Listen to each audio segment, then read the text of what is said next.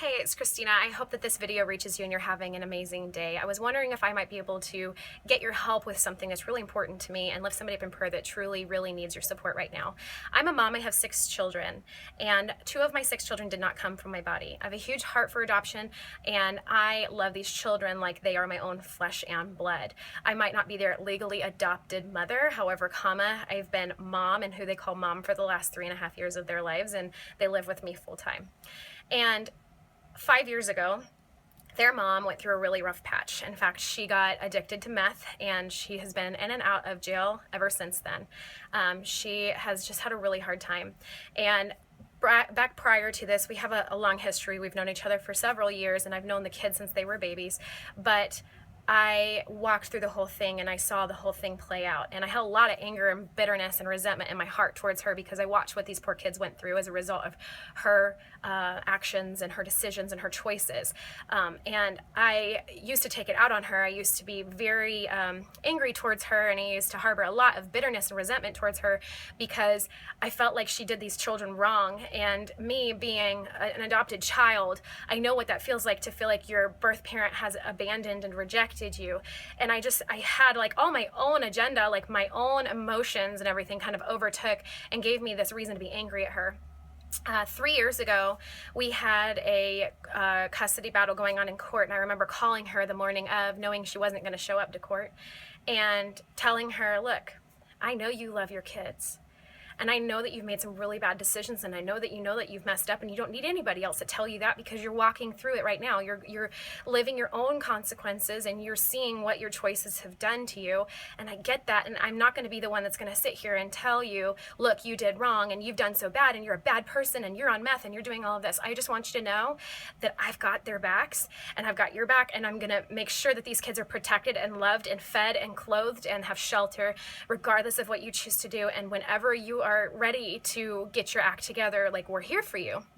Well, she ended up going back to jail since then a couple of times, and she called me from jail, and that's when I really realized, if she's calling her baby daddy's wife from jail, like, there's a reason for that. Like, that's not the first person, if I was in jail, that I would call. And then I realized that she'd burned so many bridges and that she had lost so much respect from people from all of the choices that she had made, that she literally didn't have anybody else to call.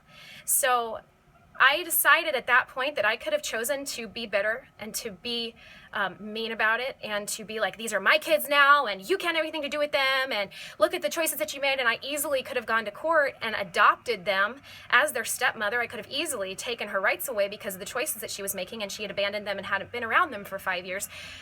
But instead, I looked at the situation differently, because I was that adopted kid who really wanted to have something to do with my biological ties. I wanted so bad to know where it came from.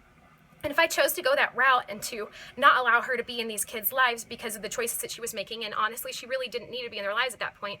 But if I chose to take that route and not have her have anything to do with these kids, I was literally standing in the way in something that my heart longed for as a child. And I couldn't do that to these children. So I decided that day, after hearing a cry in her voice when I talked to her on the phone, and her claiming that she just didn't want to live anymore, she said, what do I have left to live for? My kids are gone. I don't have anyone. There's nobody for me to, there's nothing for me to live for. She was completely suicidal at the end of her rope and just felt like life was meaningless. And then I realized something. Who does she have to help her? Who's there for her? Is everybody just kicking her while she's down? And they were. They would take advantage of her when she would get in trouble. They would not help her, but they would be like, oh, she's in trouble. Watch this. Let's see what else we can get her in trouble for. Let's take the kids from her. Let's do all of these things. What did she have to live for?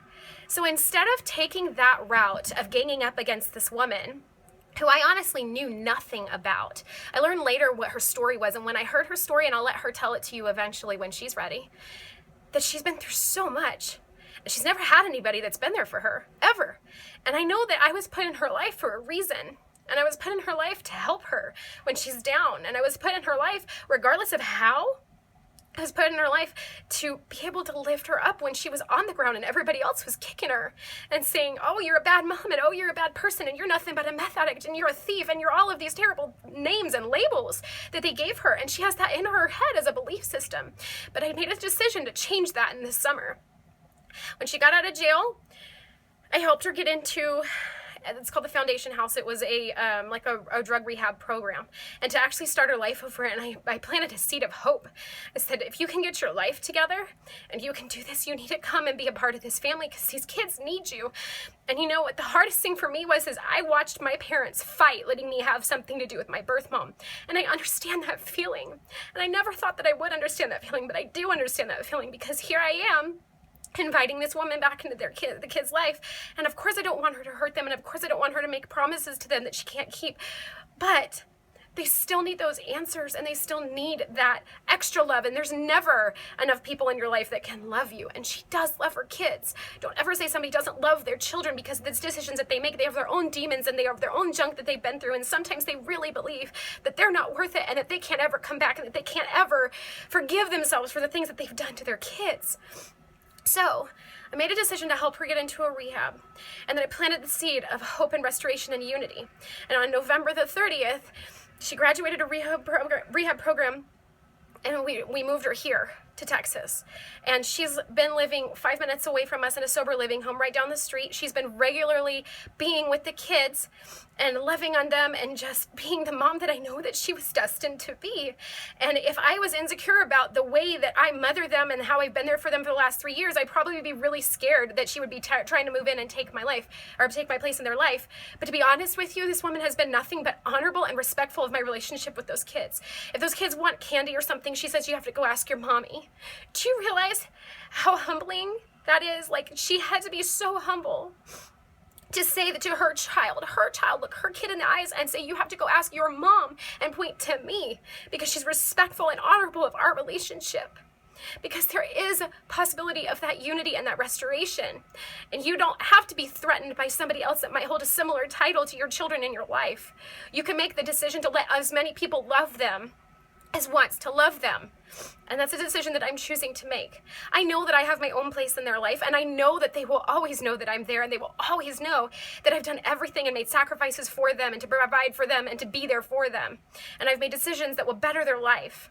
And they also will know that I did everything that I could to make sure that this mother of theirs was healed and brought back to life, because she's been dead so long in her spirit and in her soul. And now she's finally coming to the point where she can actually make good, healthy decisions and be a good advocate for these kids and be in their life as the mom that she's supposed to be. Now, obviously, it's never going to go back to the way that it once was. It's never going to go back to where she can just waltz right back in and be mommy. And that's okay, and she understands that. But at the same time, I'm able to look at her and be like, these are your children. You need to be here for dance recitals. You need to be here for all of these big events, because you're just as important to these kids as they are to you. They need you there. So today she has a job interview. And I'm asking you that if you're sitting there or watching my video right now, as soon as I end this video, if you could just say a prayer for Jessie and just ask God to move in her life and to put the right work in her path, and if you could pray for the person that's interviewing her sees her as a restored human being, somebody that is in recovery, that is doing everything that she can to make it right. And I want her to live a successful life. That's all I want for her, because if she's successful, my kids have a bigger chance of being successful. If she's in their life, my kids have a bigger chance of knowing who they are, knowing their identity, and feeling like they are special and important because she was able to turn her life around. But guess what? If we wouldn't have helped her, who knows if that's going to actually happen? That person is a part of my kid's life regardless of if I want her to be or not. She is biologically and spiritually tied to my children regardless if I want her to be or not. So what was my choice? I could either push her out into the cold and hope to God that she never turns her face around, or hey, maybe she'll just give up because she knows that she doesn't have a fighting chance. Or I could choose to lift her up and like a sister would, and be like, hey, you've been through some stuff. Everybody goes through stuff. Let me help you get out of it, because that's where my heart is now. So if you have any kind of struggle going on with your kids in custody, and there's division and bitterness and resentment and turmoil in that relationship, please remember that people don't just abandon their kids because everything's going good in their life. People make bad decisions based on crap that's happened in their lives. Don't judge that person, because I was there and I've judged that person, but I've made some stupid decisions in my life, some really stupid decisions in my life. And I honestly don't deserve half of the things that I have and half of the people that love me. I really don't. So I'm going to ask you to please please lift her up in prayer. And to please ask that God just guides her path the right way that's supposed to be guided, and that she ends up with the right job at the right timing, paying the right pay, and that she ends up walking out of this victorious, and we walk out of this as a family, because that's what we are. We are all brothers and sisters in the end. So thank you so much for watching this video. I hope that maybe you can see something in a different light if you've got some stuff going on. Maybe there's some healing that needs to happen in your own family. And if you need help with that and you need to hear the rest of my story,